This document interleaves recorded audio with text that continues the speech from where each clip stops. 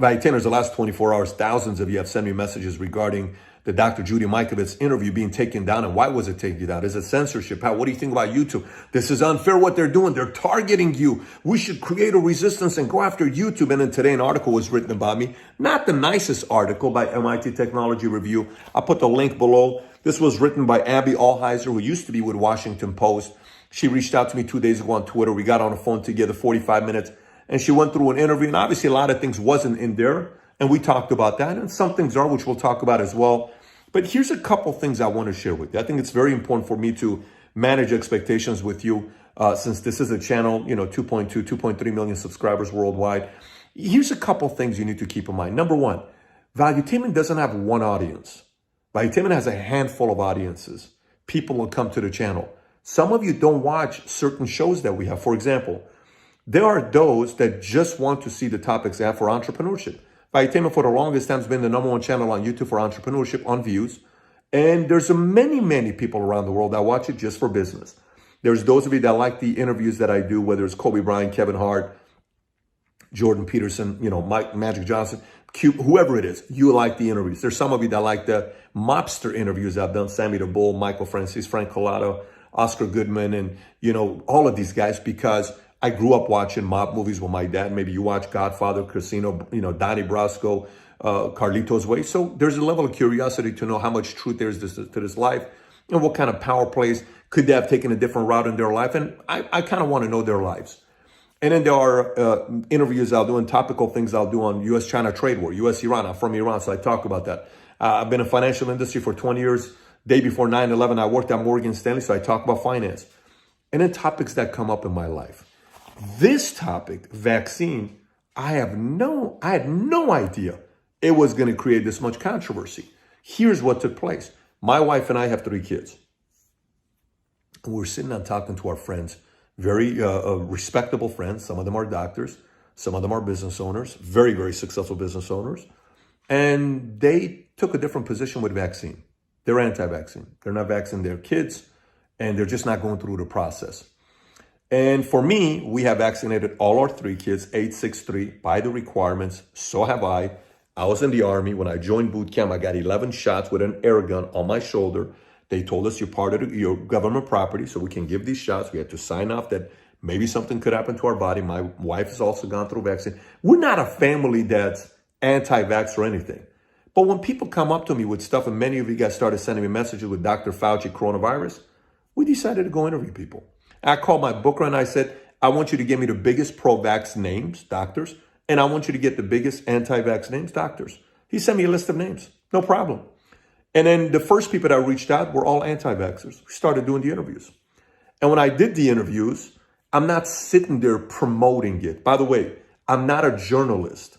Here's what I don't work for Fox, CNN, or MSNBC. I didn't go to school, Columbia, to get a degree in journalism. That's not this guy. That's not what I did. I'm a father first. I'm an entrepreneur. I'm an investor. I'm a curious content creator. I'm an expert when it comes down to business. And some other things that I do myself, a little bit of bodybuilding I have fun with, and some other things that I create my content around. But I'm not a journalist, meaning I'm not working for any of those companies where I'll be held accountable for that. If this ever becomes a media company that's tied to journalism, then that's a different story. But I'm not at that level right now. We're just simply trying to learn, okay? That's what it is. So then all of a sudden, this led to people saying, I cannot believe you give this platform. Why would you do this? Why would you have all these conspiracy theory people? This is not a conspiracy theory channel. Neither am I. I'm doing interviews. And by the way, somebody today on Facebook commented on my page and she said, I used to be a follower and I cannot believe you're doing this. And ever since you're doing this, how can you do something that 99.9% of doctors have talked about? And she's kind of going through like, shut up and just move on. It's not my style. I lived in Iran 10 years. One of the biggest things I love about America is freedom of speech and freedom of press. I love it. When they were pushing back with all the media stuff, I want media to be able to talk, because when ever somebody talks too much good things about Trump, I go to CNN and MSNBC. Whenever people talked a lot about the good things about Obama, I went to Fox, because I want to see opposite arguments. Because your haters will always find the leaks and the kinks. All of those negative areas they'll find. I always love When my haters, when my competitors say bad things about me, I read all of it because I learn how they're trying to poke me. That is how I'm wired. Maybe you're not wired like that, but I'm wired like that, okay? And the other part about me creating content, I don't create content to win people over. If I did, I would have created a different kind of content. I would have stayed away from a lot of different content. I create content the way I create content. And it seems like there's an audience for it. If you're here, there's something about Valuetainment you like. When I walk around and I'm at the airport and everybody comes, oh my gosh, Pat, this video's changed my life. This channel's changed my life. I've become a better man, a better human being. I question everything in my life and I'm trying to get better and I'm reading more. It's great. It did its part, right? Now, some of you guys are diehard Valuetainers and some of you guys have just subscribed because you're watching a certain segment of it. But that's very important for you to know my position. Now, next position. Why was this article, this video of Dr. Judy Mikovits taken down? Because if you go on YouTube and you look at all the other interviews, there are hundreds of Judy Mikovits videos up there where she's saying stuff about Anthony Fauci. Why was mine taken down?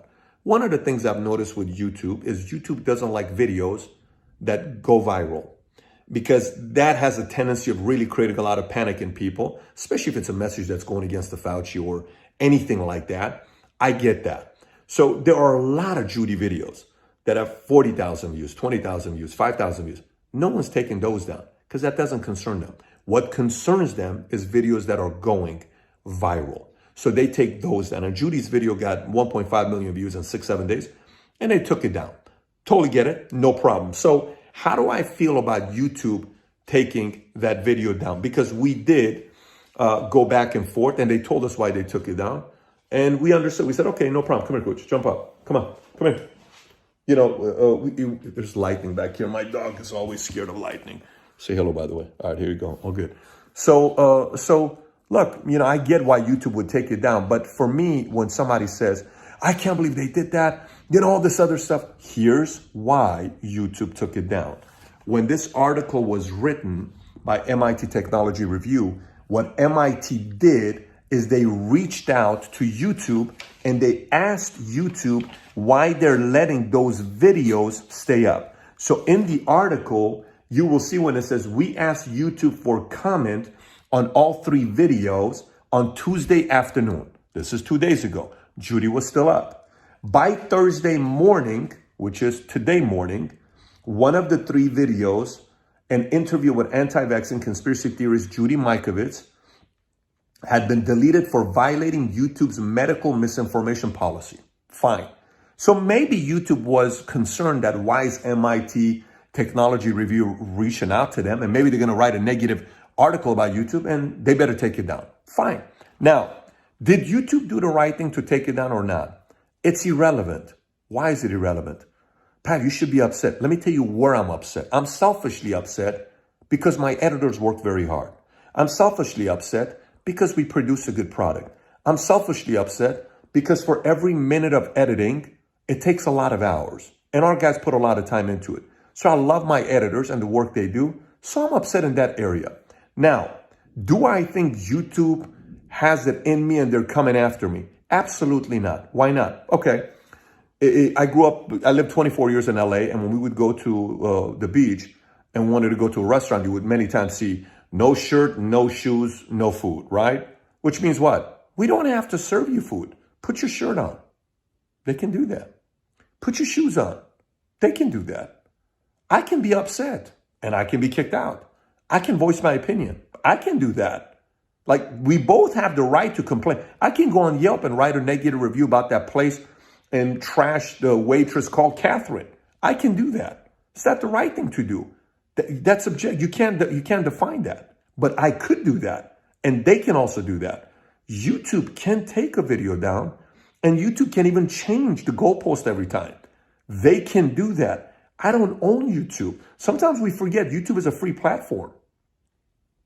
Sometimes we forget YouTube is free.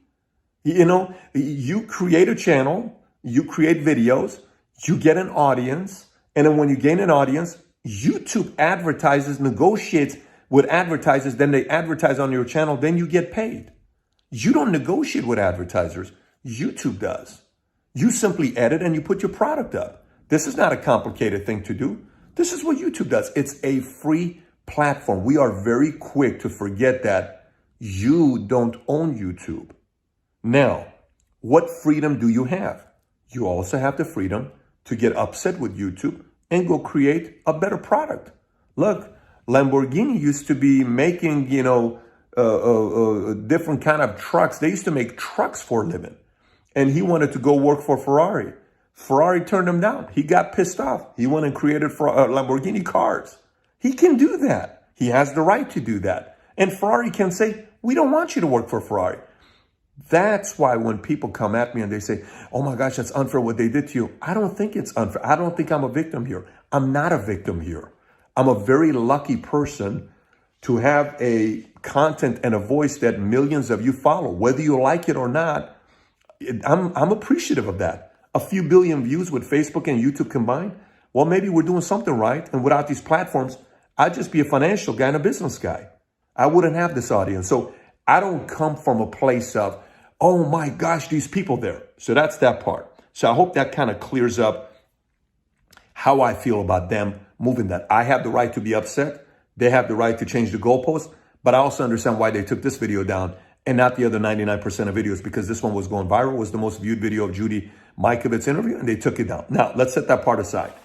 In here, I want to address what she says here. She says here, as of Wednesday, advertisement through YouTube's ad services were playing before the videos, and David's merchandise was for sale on a panel below the video's description. What she's trying to say is that I make money off these videos and they're fully monetized, and some of them are no longer fully monetized. So a couple things you need to know about.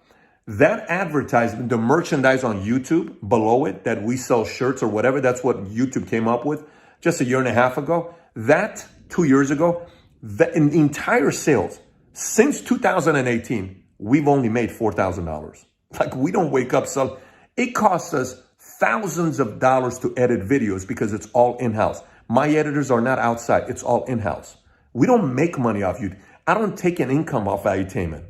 I don't take any income. I've never once, as of today, in the last, since 2013, January, that we've had a YouTube channel, I've never once taken income. Never. I've never taken income. I'm fine. I run other businesses. Maybe one day I will. Not today. I don't take any income. I don't need it. Valuetainment is a loss. So on this part, I understand why she said it, because she's trying to say that they just create the video because they want to make money, all this other stuff. She can say that, but that's just not the truth.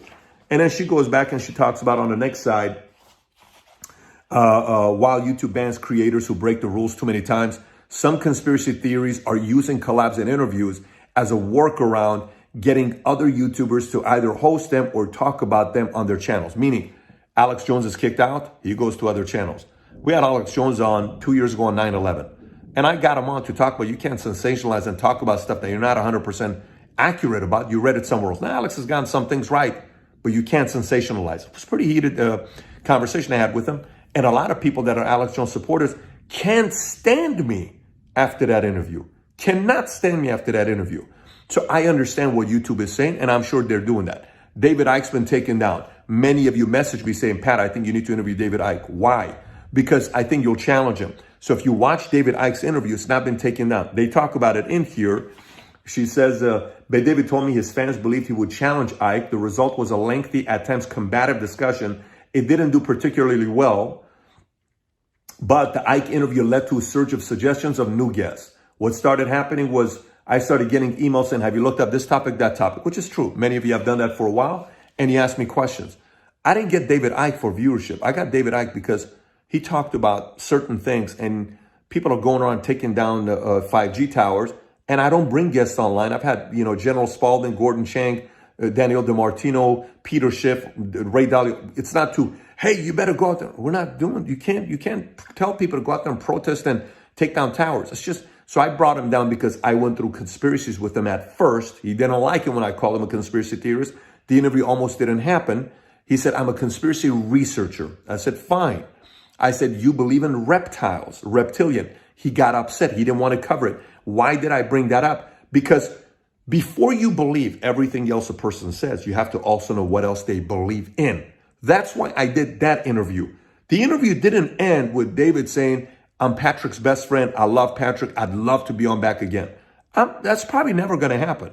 It's an approach I took. We have a platform. You want to come? You're going to be challenged. You want? Great. No, it's okay. I totally understand.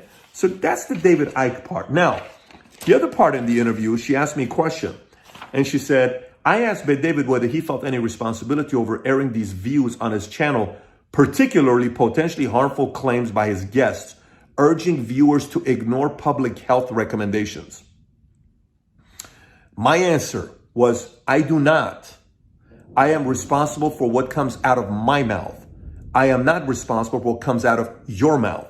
Now, I said that, she said, for him, that lack of responsibility extends to misinformation that could be harmful to his audience. Hence, that's what CNN, MSNBC, ABC, and Fox have been doing for years. As long as the guest is on their side, they let them say whatever they want without verifying. How many times have you seen that? So if they're going to hold me accountable to that, they better hold CNN, Fox, MSNBC, ABC, and all the other guys accountable to that, because that's what mainstream media does. And these are professional journalists who went to school to do this.